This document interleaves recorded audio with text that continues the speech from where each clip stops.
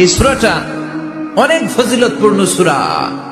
বিশ্বনবী এই সূরাটাকে বড্ড বেশি ভালোবাসতেন। বিশ্বনবী সাল্লাল্লাহু আলাইহি ওয়াসাল্লাম ফজরের যে 2 রাকাত সুন্নাত, মাগরিবের যে 2 রাকাত সুন্নাত, এই সুন্নাত নামাজে এই সূরাটা পড়তেন। জোরে পড়েন সুবহানাল্লাহ। আবার যারা হজ উমরা করতে গিয়েছেন, তাওয়াফ করা লাগে, ফরজ তাওয়াফ আছে, নফল তাওয়াফ আছে, 7টা টার্ন করা লাগে। হাজরে আসওয়াদ থেকে শুরু করে আবার হাজরে আসওয়াদ পর্যন্ত 1 চক্কর, এরকম 7টা চক্কর দিলে হয় একটা তাওয়াফ। সব আল্লাহর ওলিরা, পৃথিবীর সব মুসলমানরা আল্লাহর এই ঘরকে কেন্দ্র করে প্রতিদিন তাওয়াফ করে, কোন সুবহানাল্লাহ।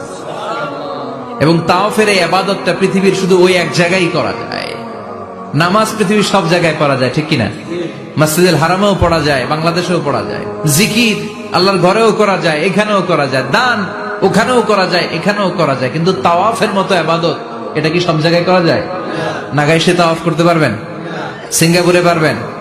আমেরিকায় পারা যাবে? পারা যাবে কোথায়? আল্লাহর ঘরকে কেন্দ্র করে মক্কাতুল মুকাররমাতে প্রতিদিন আল্লাহর ঘরের উপর 120টা রহমত নাজিল হয়।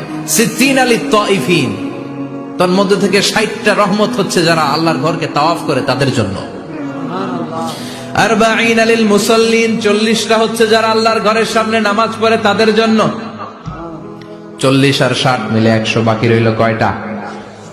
ওয়াল 20 লিন নাযিরিনা ইলাল কাবা, বাকি 20টা রহমত যারা নামাজ পড়ে না, তাওয়াফ করে না, শুধু আল্লাহর ঘরের গিলাফের দিকে তাকিয়ে থাকে, তাদের উপর 20টা রহমত।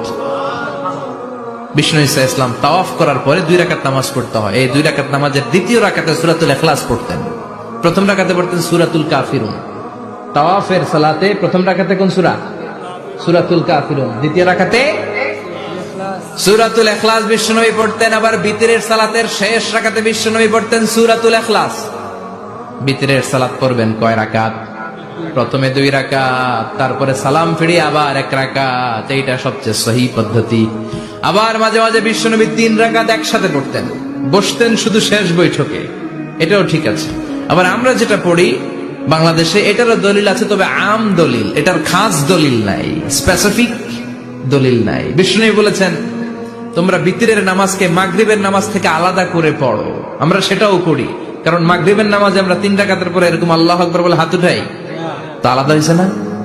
আবার আমরা আল্লাহুম্মা ইন্না নাস্তাইনুকা পড়ি, এটা কি মাগরিবের নামাজে পড়ি নাকি? তাহলে পার্থক্য আছে না নাই? তবে প্রথম 2টা বেশি শক্তিশালী। রাতে 2 করে নামাজ পড়বেন, সব শেষে আপনি 1 রাকাত পড়বেন। বিষ্ণু বলেছেন ইজআলু আখিরা সালাতিকুম ফিল লাইলি বিতরা, তোমরা রাতের শেষ নামাজটাকে বিতরের নামাজ বানিয়ে দিও। সুবহানাল্লাহ পড়েন। এইজন্য যাদের তাহাজ্জুদের অভ্যাস আছে, তাহাজ্জুদের পড়ে পড়া সুন্নাত। যাদের তাহাজ্জুদের অভ্যাস নাই, এশার সালাতের পরে পড়ে ফেলবেন। ইন্নাল্লাহা বিতরুন ইউহিব্বুল বিতরা, আল্লাহ নিজে বেজোর, তাই বেজোরকে তিনি পছন্দ করেন।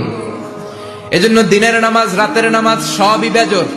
সারা দিন যা পড়লেন, মাগরিবের 3 রাকাত পড়ার মধ্য দিয়ে সব বেজোর হয়ে যায়।